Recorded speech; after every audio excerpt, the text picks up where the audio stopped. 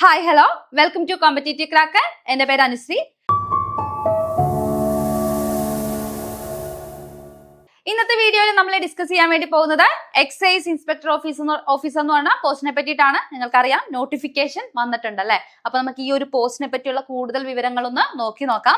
Excise inspector ഓഫീസറുടെ മുന്നത്തെ notification വന്നത് 2019 ഡിസംബർ 31 അന്ന് 497/2019 എന്ന കാറ്റഗറി നമ്പറിലാണ് ഈ ഒരു പോസ്റ്റിന് നോട്ടിഫിക്കേഷൻ വന്നത്. അതിന്റെ റാങ്ക് ലിസ്റ്റ് വന്നത് 28/12/2023, അതായത് ഡിസംബർ 2023 ഡിസംബർ 28 അതിന്റെ റാങ്ക് ലിസ്റ്റ് നിലവിൽ വന്നത്. അന്നത്തെ ആ മെയിൻ ലിസ്റ്റിൽ 141 പേർ ഇൻക്ലൂഡഡ് ആയിട്ടുണ്ടായിരുന്നു. 141 ഉദ്യോഗാർത്ഥികൾ ഇൻക്ലൂഡഡ് ആയിട്ടുണ്ടായിരുന്നു. അതിൽ തന്നെ നമ്മുടെ ഇപ്പം ലാസ്റ്റ് അഡ്വൈസ് പോയിരിക്കുന്നത് ജനുവരി 1, 2025 അപ്പൊ അതോടുകൂടിയിട്ട് ഏകദേശം 158 അഡ്വൈസസ് ആണ് ഇതുവരെ പോയിട്ടുള്ളത്.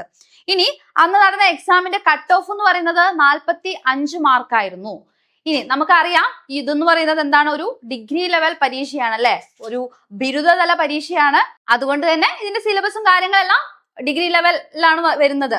ഈ ഒരു പോസ്റ്റിന്റെ സാലറി സ്കെയിൽ വളരെ ഇൻട്രസ്റ്റിംഗ് ആണല്ലേ. 43,400 തൊട്ടിട്ട് 91,200 വരെയാണ് ഇതിന്റെ ഒരു പേയ്മെന്റ് വരുന്നത്, അല്ലെങ്കിൽ ഒരു സാലറി സ്കെയിൽ വരുന്നത്. ഇനി നമുക്കറിയാം ഈ ഒരു പരീക്ഷയുടെ ഏജ് ലിമിറ്റ് നിങ്ങൾ കൃത്യമായിട്ടും നോക്കേണ്ടതായിട്ടുണ്ട്. 19നും 31നും ഇടയിൽ പ്രായമുള്ളവർക്കാണ് ഈ ഒരു പോസ്റ്റിലേക്ക് അപ്ലൈ ചെയ്യാൻ വേണ്ടി പറ്റുന്നത്. അതായത് 1994 ജനുവരി 2 തൊട്ടിട്ട് ജനുവരി 2നും അതുപോലെ തന്നെ 2006 ജനുവരി 1നും ഇടയിൽ ജനിച്ച ആളുകൾക്ക് എന്ത് ചെയ്യാം, ഈ ഒരു പരീക്ഷയ്ക്ക് അപ്ലൈ ചെയ്യാവുന്നതാണ്, ഈ ഒരു പോസ്റ്റിലേക്ക് അപ്ലൈ ചെയ്യാവുന്നതാണ്. നമുക്ക് ഈ ഒരു പുതിയ നോട്ടിഫിക്കേഷൻ വന്നിരിക്കുന്ന ഡേറ്റ് ജൂലൈ 31 എക്സൈസ് ഇൻസ്പെക്ടർ ഓഫീസറുടെ പുതിയ നോട്ടിഫിക്കേഷൻ വന്നിരിക്കുന്നത്. ആ ഒരു പരീക്ഷയ്ക്ക്, ആ ഒരു പോസ്റ്റിലേക്ക് അപ്ലൈ ചെയ്യാനുള്ള ലാസ്റ്റ് ഡേറ്റ് ഇപ്പൊ തന്നെ നിങ്ങൾ ശ്രദ്ധിച്ചു വെച്ചോളൂ. ലാസ്റ്റ് ഡേറ്റ് എന്നാണ്? സെപ്റ്റംബർ 3, 2025. അപ്പം അതിനു മുന്നേ തന്നെ എല്ലാവരും എന്ത് ചെയ്യുക, എല്ലാവരും അപ്ലൈ ചെയ്യാൻ വേണ്ടി ശ്രമിക്കുക. ലാസ്റ്റ് ഡേറ്റ് വരുന്നത് 3/9/2025. അത് ആരും മറക്കണ്ട. കാറ്റഗറി നമ്പർ 187/2025 എക്സൈസ് ഇൻസ്പെക്ടർ ഓഫീസറുടെ കാറ്റഗറി നമ്പർ എന്ന് പറയുന്നത്. ക്വാളിഫിക്കേഷൻ ഡിഗ്രി ആണ് അല്ലെ, അംഗീകൃത യൂണിവേഴ്സിറ്റിയിൽ നിന്നും ഡിഗ്രിയാണ് ഇതിന്റെ ഒരു ക്വാളിഫിക്കേഷൻ എന്ന് പറയുന്നത്. ഇനി നമുക്ക് ഇതിന് കുറച്ച് റിക്വയർമെന്റ്സ് ഉണ്ട്, അതും കൂടി നിങ്ങൾ നോക്കണം. കാരണം എന്താ വെച്ചിട്ടുണ്ടെങ്കിൽ മെയിൽ കാൻഡിഡേറ്റ് ആണെങ്കിൽ 165 സെന്റിമീറ്റർ ഉയരവും, മെയിൽ കാൻഡിഡേറ്റിൽ തന്നെ SC/ST കാൻഡിഡേറ്റ് ആണെങ്കിൽ അവർക്ക് 160 സെന്റിമീറ്റർ വരെയാണ് ഉയരം പറഞ്ഞിരിക്കുന്നത്. ഇനി ചെസ്റ്റ് മെഷർമെന്റ് 81 സെന്റിമീറ്റർ ആണ് നോർമൽ കേസിൽ. ചെസ്റ്റ് എക്സ്പാൻഷൻ എന്ന് പറയുന്നത് 5 സെന്റിമീറ്റർ വേണം, അതാണ് റിക്വയർമെന്റ്. ഇനി ഫീമെയിൽ കാൻഡിഡേറ്റ് ആണെങ്കിൽ അവരുടെ ഹൈറ്റ് എന്ന് പറയുന്നത് 152 സെന്റിമീറ്ററും, SC/ST കാൻഡിഡേറ്റ് ആണെങ്കിൽ അവർക്ക് 150 സെന്റിമീറ്ററുമാണ് റിക്വയർമെന്റ് ആയിട്ട് പറഞ്ഞിട്ടുള്ളത്. അപ്പം ഈ ഫിസിക്കൽ റിക്വയർമെന്റ്സും കൂടി നിങ്ങൾ നോക്കുക, അതിനുശേഷം മാത്രം അപ്ലൈ ചെയ്യുക. നമുക്ക് ഈ ഒരു പോസ്റ്റിന്റെ സിലബസിലേക്ക് വരികയാണെങ്കിൽ നമ്മുടെ കോമൺ ഡിഗ്രി ലെവൽ പ്രിലിമിനറി എക്സാമിന്റെ അതേ സിലബസ് തന്നെയാണ്. നോക്കിക്കേ, പ്രിലിംസ് കോമൺ ആയിട്ടായിരിക്കും നടക്കുക. നമ്മുടെ ജികെയുടെ പോർഷനിൽ നിന്ന് 50 മാർക്ക്, മാത്സ് ഇംഗ്ലീഷ് മലയാളം പോർഷനിൽ നിന്ന് 50 മാർക്ക്, അങ്ങനെ ടോട്ടൽ 100 മാർക്കിനാണ് പ്രിലിം സിലബസ് ഉള്ളത്. ഇനി നമുക്ക് ഇതിന്റെ മെയിൻ സിലബസിലേക്ക് വരുമ്പോഴും നമ്മുടെ നോർമൽ ഡിഗ്രി ലെവൽ എക്സാമിന്റെ സെയിം സിലബസ് തന്നെയാണ് വരുന്നത്. നിങ്ങൾക്ക് ഇവിടെ നോക്കുകയാണെങ്കിൽ മനസ്സിലാകും.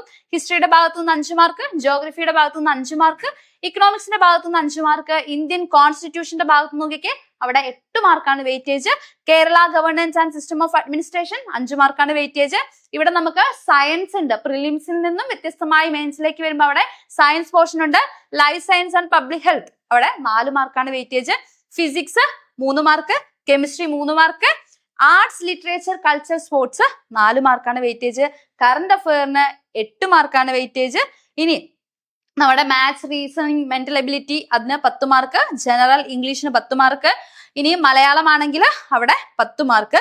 സ്പെഷ്യൽ ടോപ്പിക് ഉണ്ട്, കൃത്യമായിട്ട് അറിഞ്ഞിരിക്കുക. സ്പെഷ്യൽ ടോപ്പിക് ഉണ്ട് നമ്മുടെ ഈ ഒരു എക്സൈസ് ഇൻസ്പെക്ടർ ഓഫീസറുടെ ഈ ഒരു പോസ്റ്റിന് സ്പെഷ്യൽ ടോപ്പിക് ഉണ്ട്. ആ ഒരു സ്പെഷ്യൽ ടോപ്പിക്കിന്റെ മാർക്ക് എന്ന് പറയുന്നത് 20 മാർക്കാണ്. അപ്പം ജോലിയുടെ സ്വഭാവം അനുസരിച്ചുള്ള രീതിയിലുള്ള ടോപ്പിക്സ് ആയിരിക്കും സ്പെഷ്യൽ ടോപ്പിക് ആയിട്ട്, അതിന്റെ സബ്ജക്റ്റുകളായിരിക്കും സ്പെഷ്യൽ ടോപ്പിക്കിൽ വരുന്നത്. അപ്പൊ ഇതാണ് നമ്മുടെ എക്സൈസ് ഇൻസ്പെക്ടർ ഓഫീസറുടെ സിലബസ് എന്ന് പറയുന്നത്. നമ്മുടെ ഡിഗ്രി ലെവൽ പരീക്ഷകളുടെ കോമൺ സിലബസ് തന്നെയാണ് പ്രിലിംസിന് വരുന്നത്.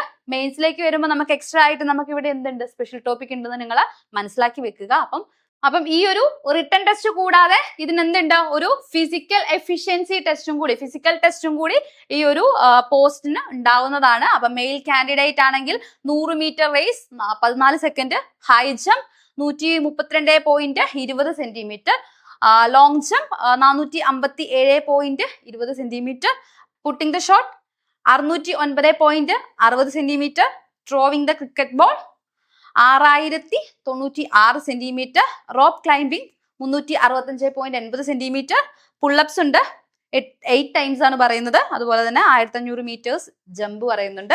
1500 മീറ്റേഴ്സ് റൺ പറയുന്നുണ്ട് 5 മിനിറ്റിൽ, 5 മിനിറ്റ് 44 സെക്കൻഡ്സിലാണ് പറയുന്നത്.